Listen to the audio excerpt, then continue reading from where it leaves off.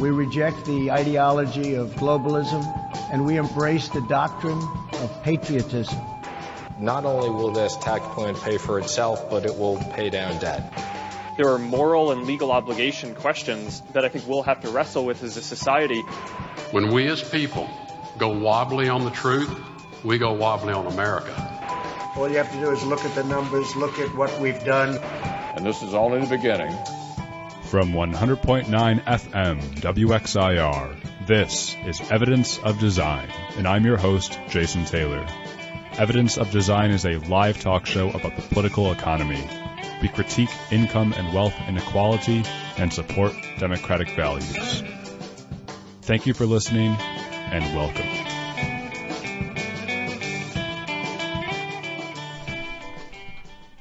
Yes, indeed. Good morning, everyone. You're tuned in to 100.9 FM WXIR in Rochester.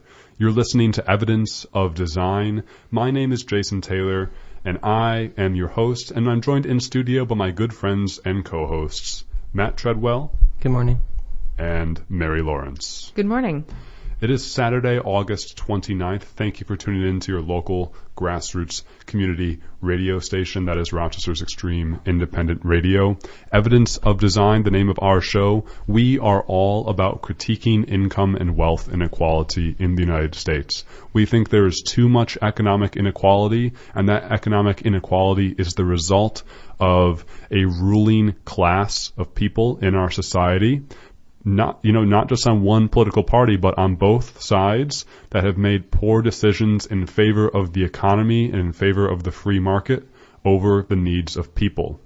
We argue for a society and government re-engineered to meet the needs of human beings and not just the needs, let's say, of the free market.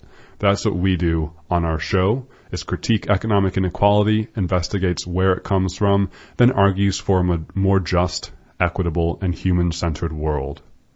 Thanks for joining us. On today's show, we will be talking about the Republican National Convention. Last week, we covered the Democratic National Convention. This week, we're taking a look at the RNC. We are in now the final phase of the campaign for the next president of the United States. Of course, the general election, I believe, is November 3rd, but it's this November 2020, where Joe Biden will be against the incumbent President Donald Trump. So we're going to be looking at what arguments the Republicans set forth in their convention this past week, and we're going to be critiquing a lot of those arguments. Just to put it right out there, I do not agree with a lot of the platforms and policies the Republican Party espouses, and I want to use this hour to share what sorts of policies and programs they're laying forth for the next 4 years of a Trump presidency, and to take the time to refute and critique their policies because I vehemently disagree with them and want to share that and lay out the case study for why that is. So you all, however, are most welcome to participate. Indeed, your participation would be essential in our democratic representative democracy. One way you can do that, not just, voting this coming November election, but right now, share your thoughts with us throughout the hour. Again, we're live on Saturday, August 29th. You can give us a call at any time throughout the hour at 585-219-8889. Again, that's 585-219-8889. We're looking to hear from you. What are your thoughts on where we are at politically, economically, socially right now in the United States? What are your thoughts on the presidential campaign? What do you think about the message that the Republican Party is setting forth? Do you agree or disagree? What about the Democratic Party's message? Do you agree or disagree with that? What are you looking for the next out of the next candidate for the President of the United States of America? Let us know throughout the hour on 100.9 FM WXIR on the show Evidence of Design by calling in at 585-219-8889. Before we get there, we always start out our show recently with covering COVID-19 and what the numbers look like for that. COVID-19, of course, is still spreading. The United States still has the worst response of all the countries in the world to it. And there are many reasons for that. In my opinion, our administration's unique failure to combat the virus. Mary, do you want to set us up? How are we looking this past week with the COVID-19 facts and figures? Well, Jason, we are not looking much better than we have been for the past few months. We'll start with the worldwide numbers and move in from there. So worldwide, currently, there are almost 25 million total cases. So that includes all current cases, past cases, and cases that have resulted in death. Of those nearly 25 million, about 6 million are confirmed in the United States. In the United States, about 1,000 people are confirmed with a new case of COVID-19 each day. So again, that's about 1,000 cases per day.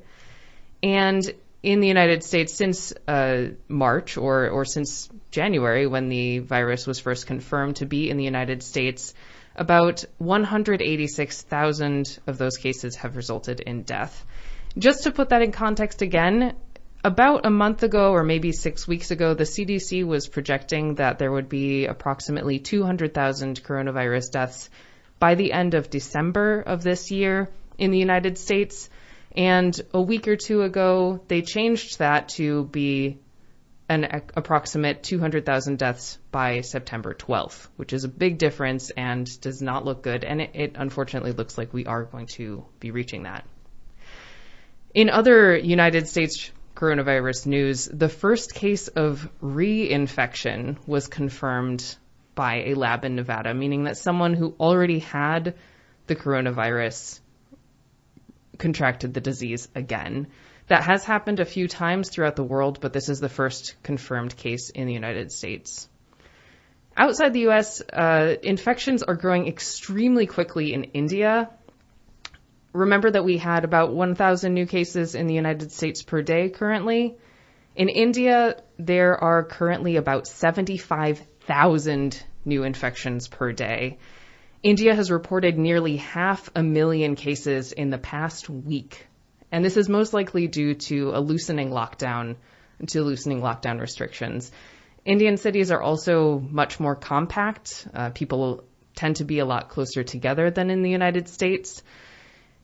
Overall, India has recorded 3.3 million cases and at least 61,000 deaths. Right now, they're seeing about 1,000 virus deaths every day, and it will soon have the third largest death toll. Of course, the death toll is being led by the United States, followed by Brazil. Yeah, and we've mentioned on this program before that, when we talk about countries like India, it's kind of apples to oranges. India has nearly 4 times the population of the United States. It's much smaller in a geographical area, even though it still by itself is a large country, but the U.S. is much larger. And therefore, Mary, as you said, you have, hundreds of millions of people living in close proximity. And it also tends to be the living standard in India is lower than it is in the United States. And we know that in the United States, the lower your living standard, the lower social class you are, the more susceptible you are to the disease by nature of your inability to have power over your life circumstances, such as by, quarantining yourself, using your own personal transportation. You might be forced to make ends meet by working in a so-called essential job, so on and so forth. So I think, again, we're kind of comparing it's hard to compare country to country, and that's kind of not the point of us sharing these facts and figures, because we at least can turn inward and look at our response to the United States. And again, we see that our response has led us to have, so far, the world's worst, outcomes from COVID-19. When we don't take the virus seriously, when we don't listen to science, we get the worst outcomes. Yeah, right now, a quarter of the total cases in the world are located in the United States. That's something, with only 4% of the world's population and 25% of the cases, we see evidence that we are not doing a good job responding to this virus. Yeah, and again, we'll talk for the rest of the hour about the Republican National Convention, and COVID-19 was really not brought up all that much. A few folks talked about it. For instance, the president or the head of the what is it, WFC, the martial arts. I forget the name of the martial arts. Forgive me for blabbering about this, but he was saying that, one of the speakers at the RNC was saying that, look, no one could have predicted that COVID-19 was coming to our shores, and once we figured out what havoc it was wreaking, our president, Donald Trump, responded by listening to science and taking firm and bold and decisive action. And that's just not true. You can look at all the things that Trump has said with the virus, saying it would magically disappear, saying that the cases are close to zero, saying that it doesn't infect children, saying that wearing masks is optional, saying that we have to reopen the economy as soon as possible because, again, going to the theme of our show, there's lots of people in power who believe that the economy is more important than human lives, even though the economy is a social construction, and thereby humans are the ones who make the economy, which I don't know how you could argue then the economy is more important than humans when humans make the economy. So, so on and so forth. So, refutation point number one, our administration, the Trump administration, has done a very poor job of responding to COVID-19. And hopefully we will do better going forward as we hopefully will continue to take this virus more seriously. Indeed, and we'll be updating our numbers every week. That's all I have for today. Yeah, and thankfully locally, I know we just had one recent death. We had a few strings of days with no new deaths from COVID-19. I think there's something a little more than 200, if not close to 300 folks locally who've died. I should have these numbers right in front of me, but let's all continue to wear masks. Let's continue to practice physical distancing, but not necessarily social distancing, so we can remain in contact with others and continue to do what we need to do to maintain our the safety of our health, but also our mental health as well. So for the rest of the hour, we will be talking about the Republican National Convention. It aired this week. It was the time for the Republicans to lay out their platform and say why. Well, first, to decide who they are going to put at the top of their ticket for the President of the United States. The Republican Party has chosen to renominate Donald Trump as the head of the party and put him at the top of the ticket. So not only did they renominate Donald Trump, but it was a time for Trump and the rest of the party to lay out their plans for the next 4 years of a Trump presidency if Trump is reelected this November. The same thing happened last week with the Democratic National Convention, where the Democrats put Joe Biden at the top of the ticket. The Democrats laid out their plan for the next 4 years of what would be, if elected, a Joe Biden presidency. We're going to be playing key clips and key moments from the RNC. We're going to be refuting much of what we heard because, I personally, and I think Mary Matt as well, that we fundamentally disagree with the worldview and the statistics and figures laid out by the Republicans. And so we'll be doing that for the rest of the hour. Give us a call at 585-219-8889. Again, that's 585-219-8889 to share your thoughts on these matters. We'll be right back after a short break. And you're back listening to Evidence of Design on 100.9 FM WXIR. For the rest of the hour, let's talk about the Republican National Convention. Matt, Mary, Jason. This is the time. Oh, that was great. This is the time for us to be inspired by the vision that the Republicans are laying out. I don't feel all that inspired. In fact, I feel scared. I'm inspired with fear. Yes. I'm exhausted. But not too exhausted to keep fighting. Right.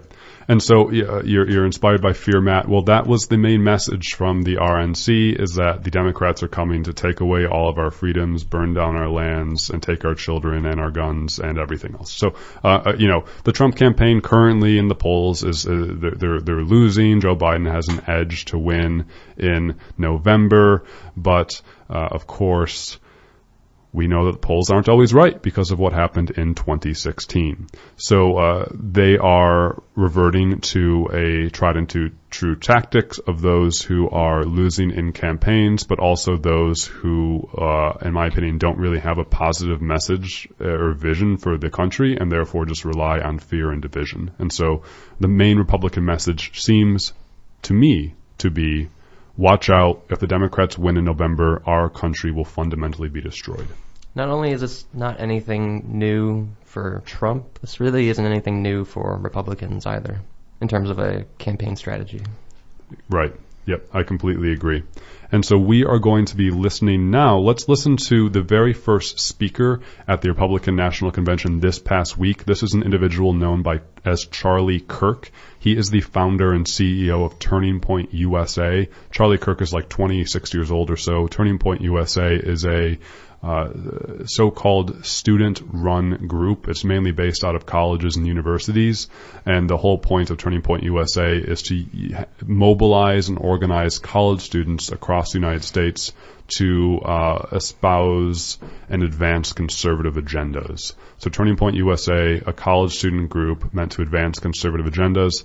It's primarily funded by very large millionaire, billionaire conservative mega donors, and is one of the main targets of so-called dark money. Didn't they, real quick, either Turning Point or Charlie Kirk, they are sort of well known for publishing a so-called list of like extremist professors that are known for having very liberal political views? Yeah, they are known for that, Matt. It's very a McCarthyist tactic. For those who remember Senator Joseph McCarthy in the 1950s, who infamously had a very scary period in U.S. history where he destroyed the lives and careers, and many people wound up committing suicide after facing allegations from McCarthy for being socialist or communist. And so Turning Point USA is doing a sort of a similar thing where they are trying to out college professors who are what they see as too liberal, and they're calling them sort of enemies to the United States and dangerous to that. Yeah, they're known for that list. And I believe enemies of free speech is one of their big things. Yeah. Well, we'll hear Charlie Kirk talk a little bit about this. Here's a 2-minute clip from Charlie Kirk. He was the first speaker at the Republican National Convention this week. Let's hear what he has to say.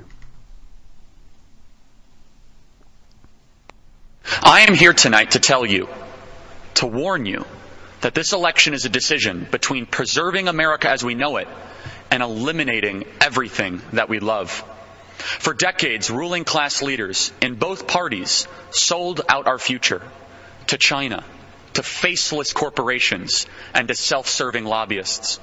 They did it to preserve their own power and enrich themselves, all while rigging the system to hold down the good, decent middle-class patriots striving to build a family and pursue a decent life. All of this changed dramatically in 2015 when a billionaire named Donald Trump put his own life of luxury on the line. From that moment he came down that famous escalator, he started a movement to reclaim our government from the rotten cartel of insiders that have been destroying our country. We may not have realized it at the time, but Trump is the bodyguard of Western civilization. Trump was elected to protect our families from the vengeful mob that seeks to destroy our way of life, our neighborhoods, schools, churches, and values. President Trump was elected to defend the American way of life. The American way of life means you follow the law, you work hard, you honor God, you raise your kids with strong values, and you work to create a civil society. The American way of life means you speak your mind without retribution, without being kicked off social media by a self-righteous censor in Silicon Valley. It means you can freely practice your religion, and that church is more essential than a casino. And it means that we judge people on their actions, not on their immutable characteristics. The American way of life is being dismantled by a group of bitter, deceitful, vengeful activists who have never built anything in their lives. So we just heard from Charlie Kirk, the founder and CEO of Turning Point USA. He's around a 26-year-old white American person who was the first speaker at the Republican National Convention. So you heard him laying out kind of his argument for why he supports Donald Trump. So Matt, Mary, let's dig into this. Listeners, again, you're welcome to share your thoughts as well. 585-219-8889. To give Charlie credit, and here's the danger, is that I completely agree with the first 30 seconds of what he said there, which is that for the past several decades, there are politicians on both sides of the aisle who have sold out really the interests of the vast majority of the American people in the favor of themselves to enrich themselves. I totally agree with that. That's the point of evidence of design, in that we argue on the show that there's something called neoliberalism, where for the past 50 plus years, politicians in both parties have believed in the idea that the economy is more important than human lives, that we need to have jobs, a free market, a small government, lower taxes, freedom, individualism, choice, all of those buzzwords. I can go on. We've talked about it before. I completely agree with the idea that we as human beings have been sold out by the interests of capitalists and those who want to favor the economy over human lives.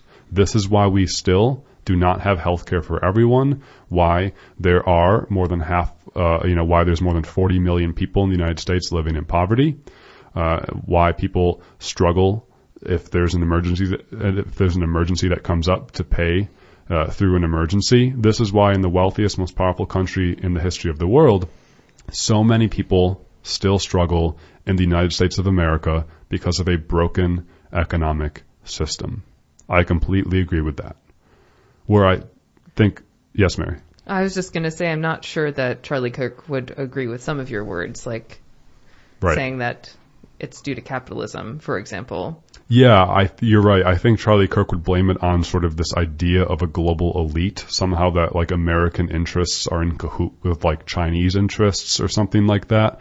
I don't believe in that idea. It's sort of really spurious, and Republicans have brought this up multiple times. Trump has said over and over recently that Joe Biden's policy is the China policy, that somehow Joe Biden cares more about China than the United States. It doesn't really make sense to me. I think it's a pretty lazy argument.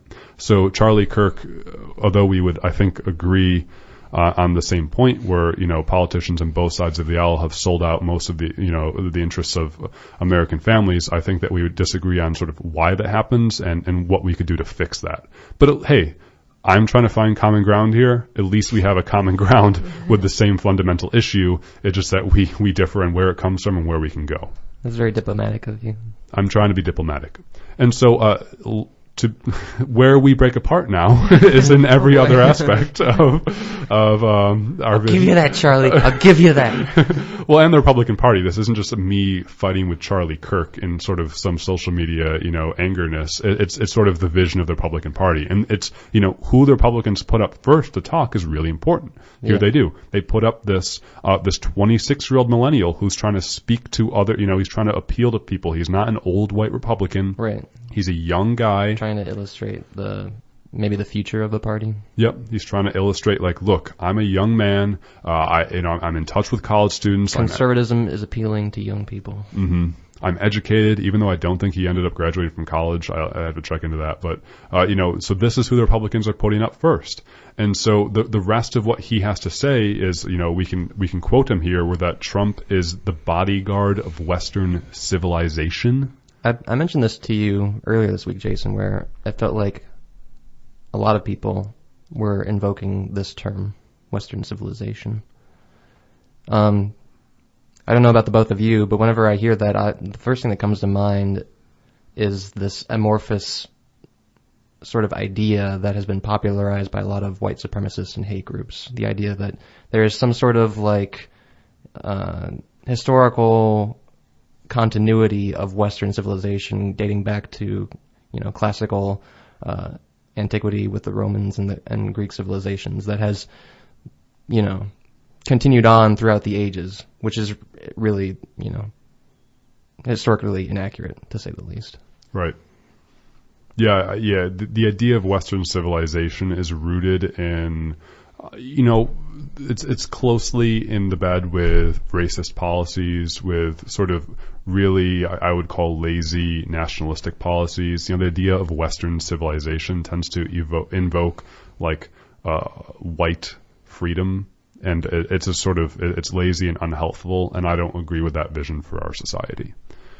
I will say quickly, too, just from a historical standpoint, that when art was being gone through in National Socialist Germany, so Nazi Germany, the kind of art that was brought to the top and to the forefront was heavily, heavily influenced by Greek and Roman architecture. That is not a new phenomenon, that this Greek and Roman idea of Western civilization, where I might also mention only men were allowed to vote, only white men were allowed to vote. Right. Citizens. Has been, exactly, who were the only citizens. Yeah. It's not a new idea that this has been uplifted. Right.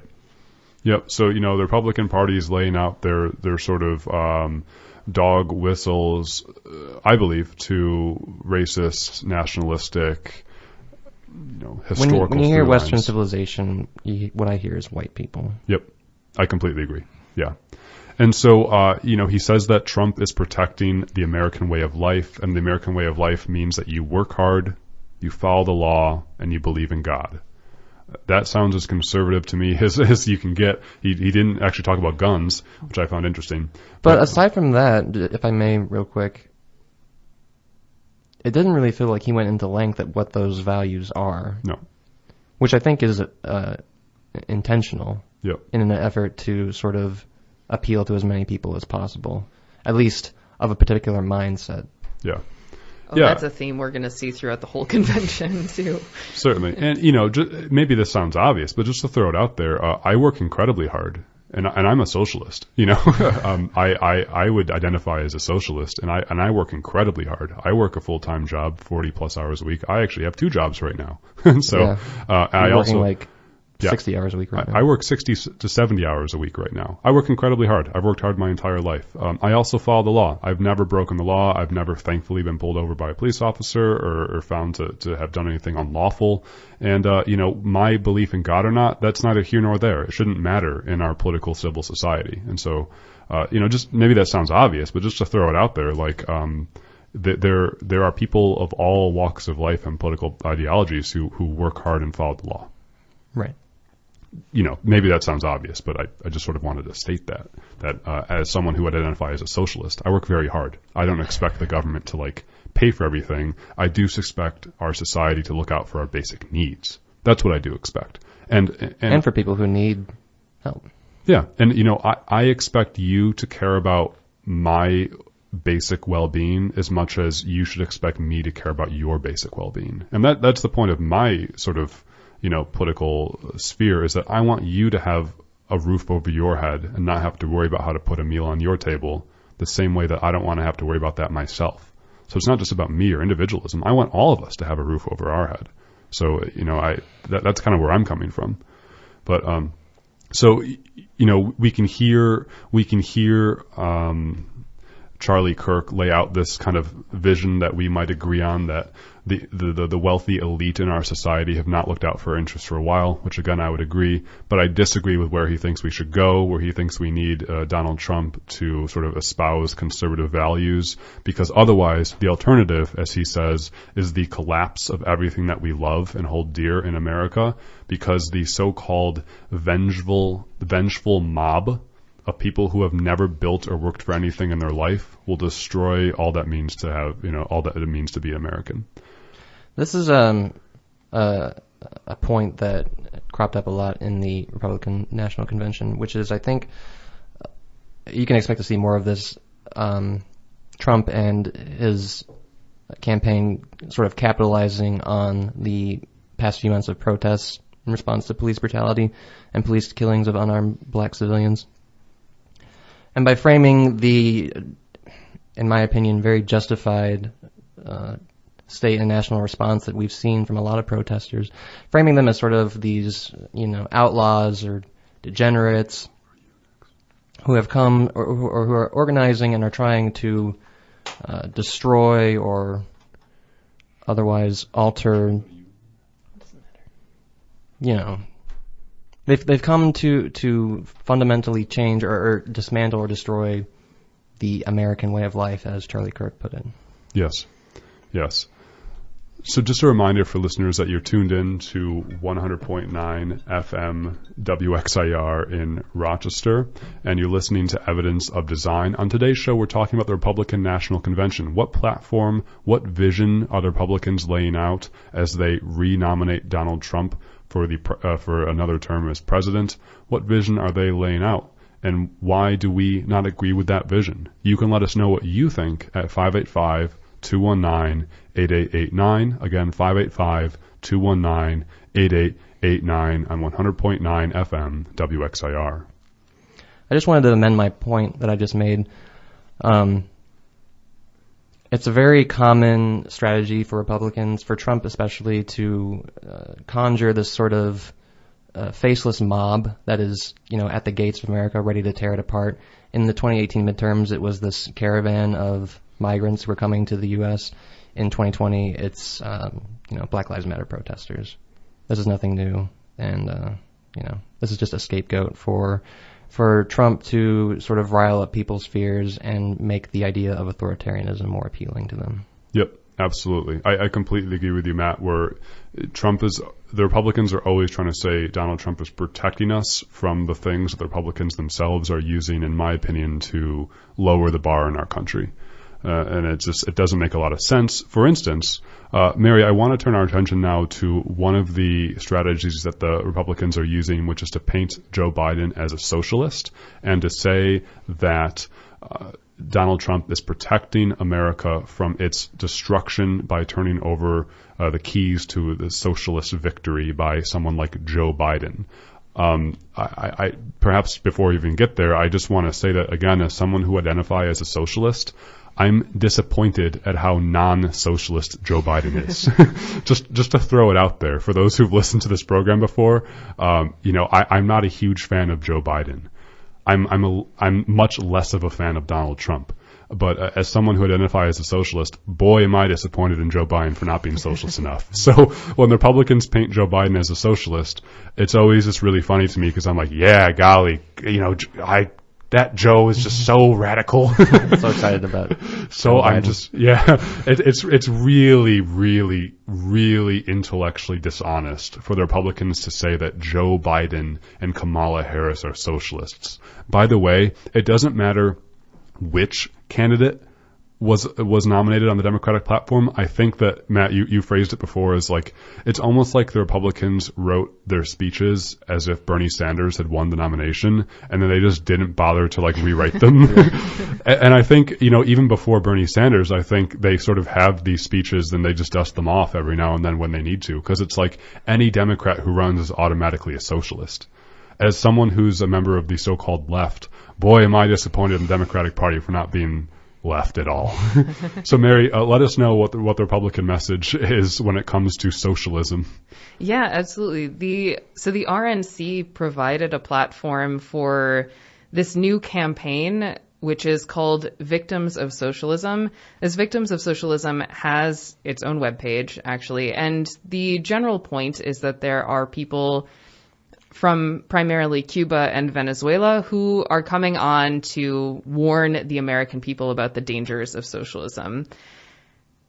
Kind of the funny thing here is that, you say that you're a self-described socialist. I think that we should specify that I can say we identify as democratic socialists. This is very different than other brands of socialism, like I mentioned earlier. National Socialism in Germany was obviously that's not the kind of socialism that we uphold. Generally, democratic socialists follow more of a Scandinavian model. So this is looking at nations like Denmark or Sweden that offer, in exchange for higher taxes, they offer free college tuition or very, very low. They offer universal health care. But they still do function on a primarily capitalist system. It's not a total government takeover of every facet of life like the Republicans are trying to make it out to be. So I think we will listen to a section of a speech by a businessman from Florida named Maximo Alvarez, who is one of these people coming on to warn the American people about the dangers of socialism. So this is a minute-and-a-half clip from, again, Maximo Alvarez, who spoke with the RNC, and we're going to hear him start to speak in reaction to Joe Biden. So he's speaking against the election of Joe Biden to give you context for what we're about to hear him say. Let's hear. Keep in mind, the other guy running for president is mostly concerned about power. Yes, power for them, but not for the benefit of all Americans. I'm speaking to you today because I have seen people like this before. I've seen movements like this before. I've seen ideas like this before. And I am here to tell you, we cannot let them take over our country. I heard the promises of Fidel Castro, and I can never forget all those who grew up around me, who looked like me, who suffered and starved and died because they believed those empty promises. They swallowed the communist poison pill. Most heard and liked the promises, but soon after, they experienced the reality. Look at them, listen to them, learn the truth. Those false promises: spread the wealth, free education, free health care, defund the police, trust the socialist state more than your family and your community. They don't sound radical to my ears. They sound familiar. So there is a lot to unpack here, I feel. Sometimes I don't even know where to start. But Alvarez brings in the promises of Fidel Castro, which are very, very different from what Sanders was proposing. And just to look at our actual candidate, at Joe Biden, you know, the Republicans are making him out to sound like a socialist. And some of the things that they mentioned free health care, so Medicare for all, which Joe Biden reportedly does not support and is not part of his platform. They don't mention the Green New Deal, but at least not in that section of the speech. But that has also been painted as something that Joe Biden is going to impose upon the American people. And again, Joe Biden doesn't even support it.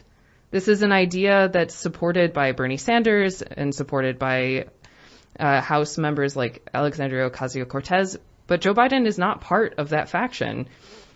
And what I think is happening here is something we've discussed before, where, you know, there's like this sort of, maybe not timeline, but this flat line, and we can see moderates in the middle and right and left.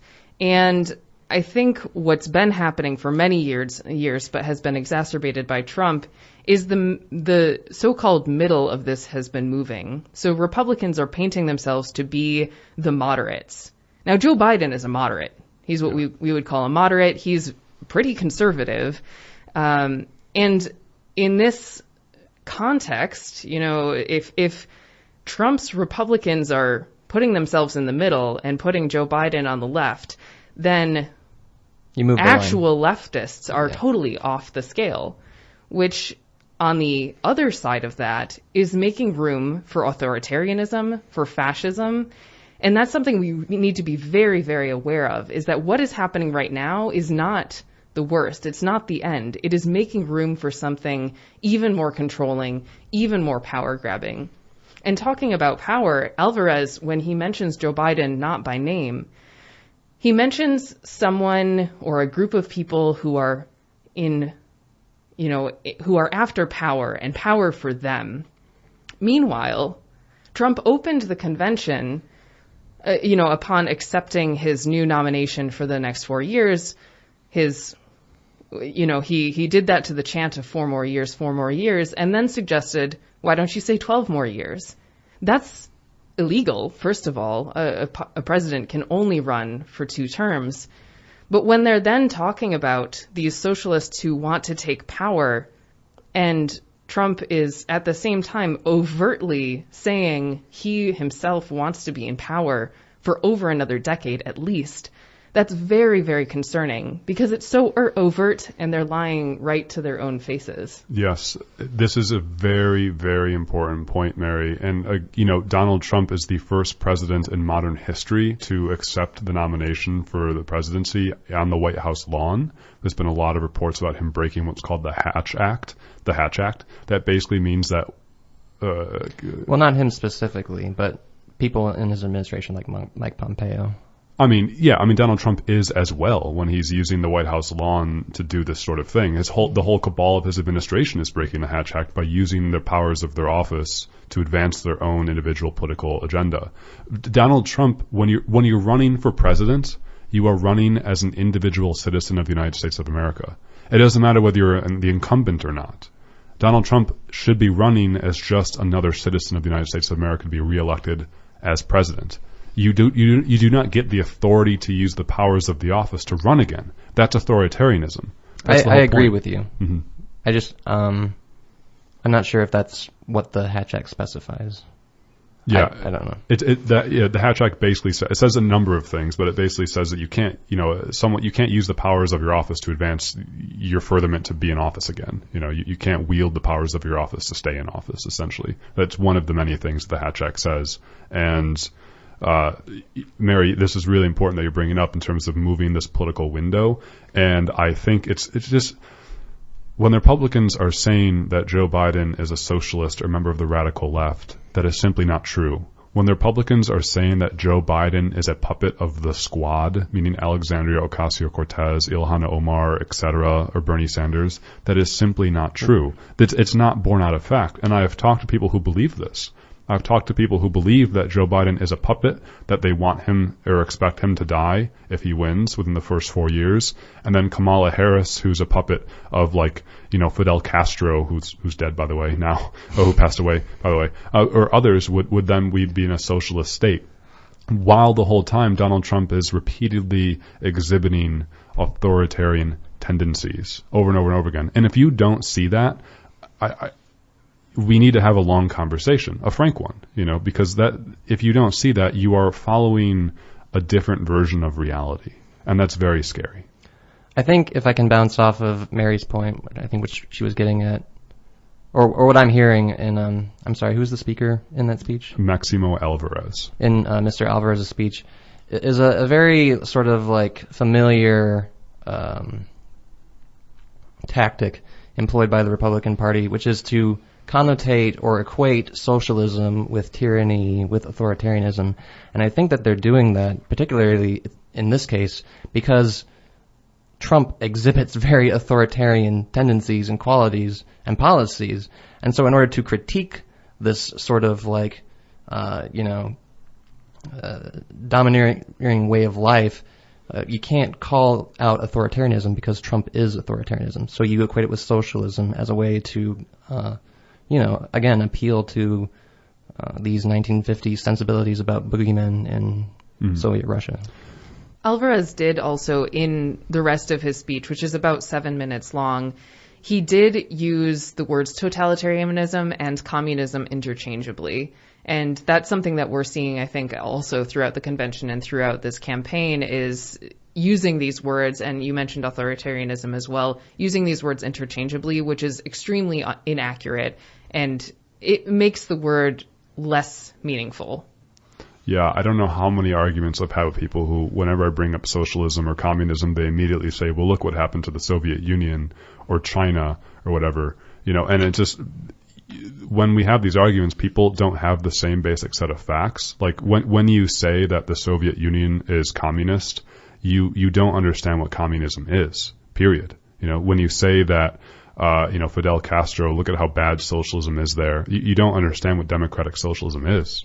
I don't think what people seem to understand is that the situation or the reality of life or of the political climate in China is not so far removed from our own here. I mean, what you have is that there's a very small group of people with an increasingly outsized amount of money and influence that they are just rapidly accumulating at the expense of the wider population.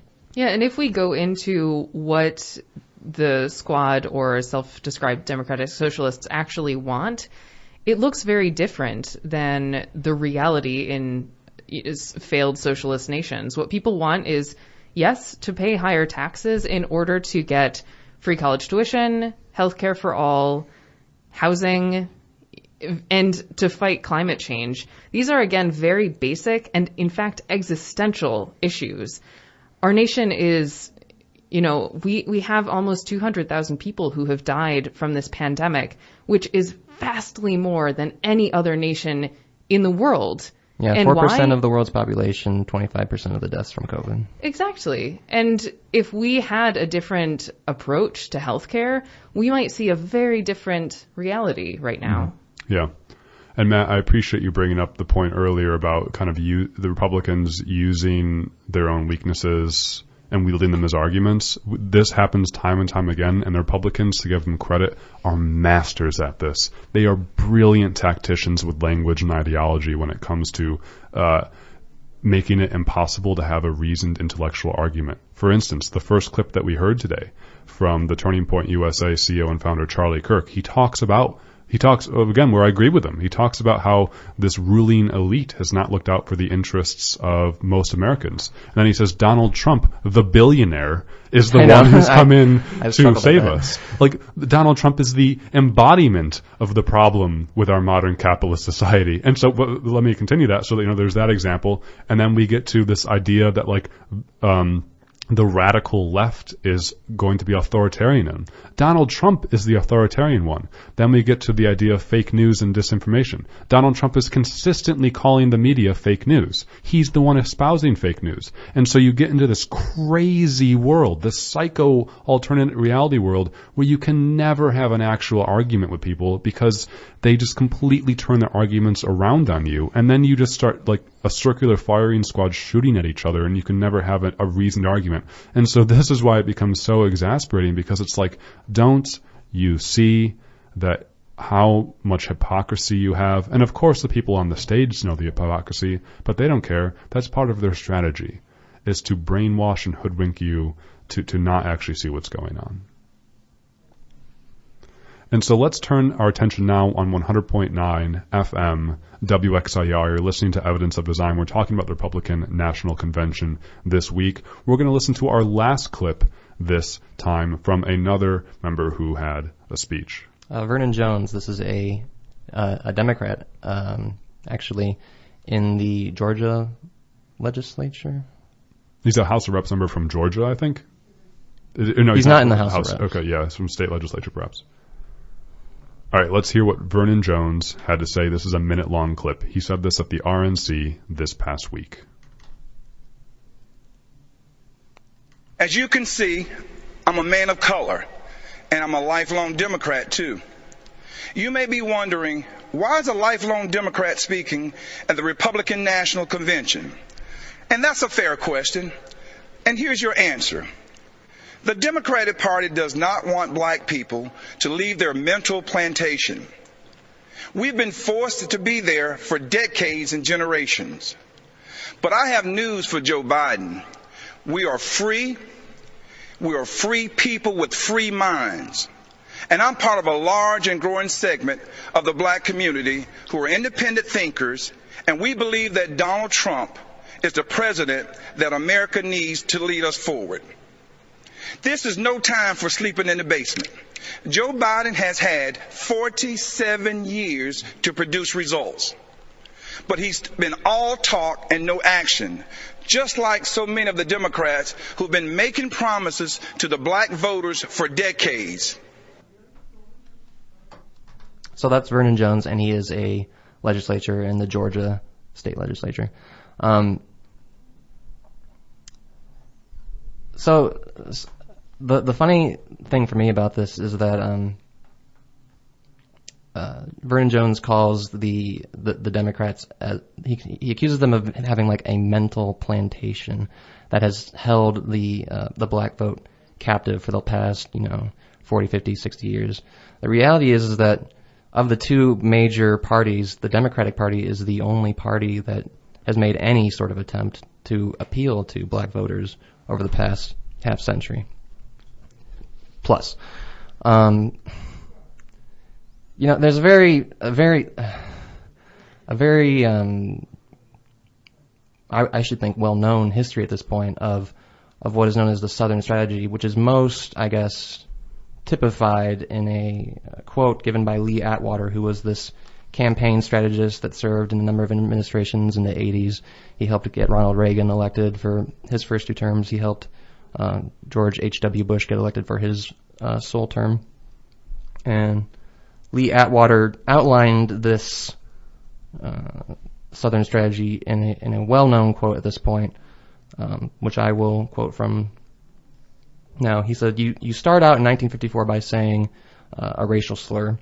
By 1968, you can't say that because it hurts you. It backfires. So you say stuff like forced busing, states' rights, and all that stuff. You're getting so abstract now that you're talking about cutting taxes, and all these things you're talking about are totally economic things, and a byproduct of them is that blacks get hurt worse than whites. And subconsciously, maybe that is part of it. I'm not saying that. But I'm saying that if it is getting that abstract and that coded, that we are doing away with the racial problem one way or the other. You follow me? Because obviously sitting around saying we want to cut this is much more abstract than even the busing thing, and a lot more abstract than saying this racial slur.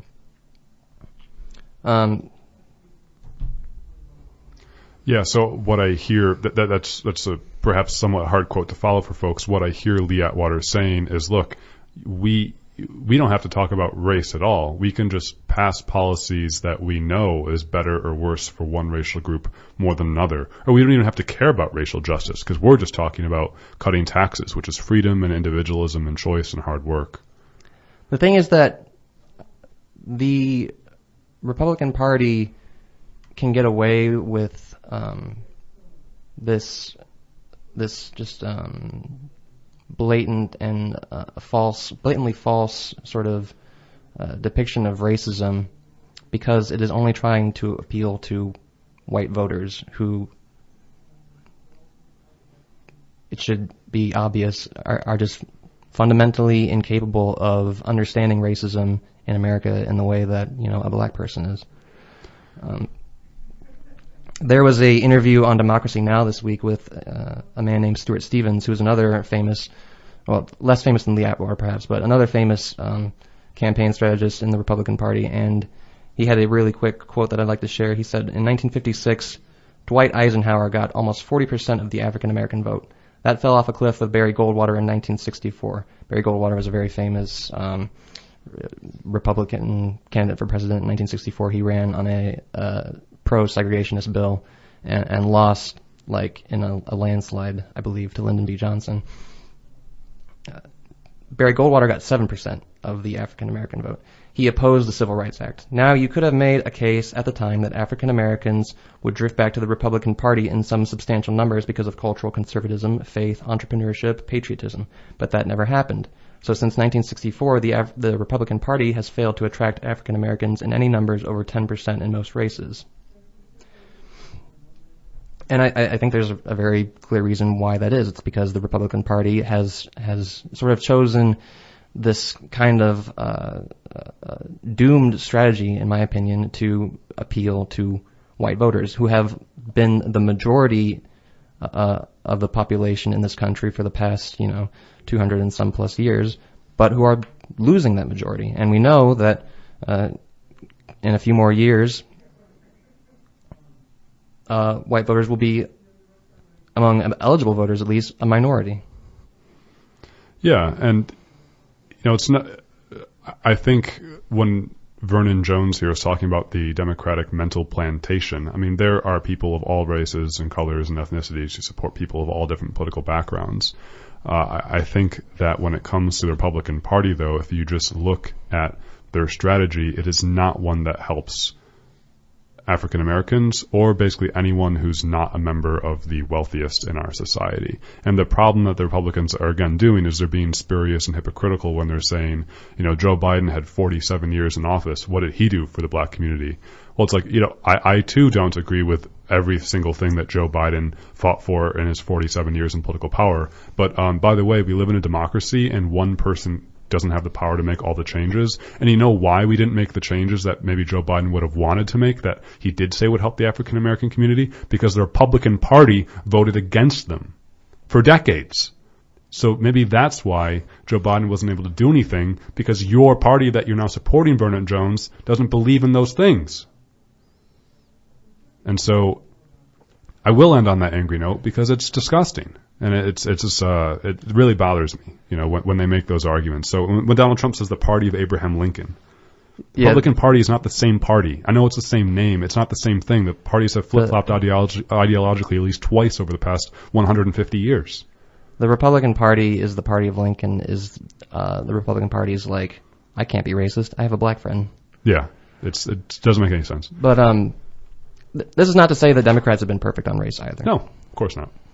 But we strive for a more perfect union, and I would argue the Democrats have been more perfect, at least in that regard. So anyways, let's keep striving for that more perfect union. We'll have to end the hour now on 100.9 FM WXIR. You were listening to Evidence of Design. This hour we talked about the Republican National Convention and why we believe that it's a bunch of hogwash, and why that their policy platform and vision is a danger going forward to our society. But hey, here's the problem. They say the same thing about the Democratic side. So here we are, folks, 2020 U.S. politics, circular firing squad. Let's stay informed, keep up to date on the news, use your own brain, listen to sources that hopefully that are trusted by multiple people, not just yourself on social media. We got to do something about that in order to get ourselves out of this mess. Over time, stay tuned for the Esquire Hour. Until next time, be well, be safe, take care, and bye-bye.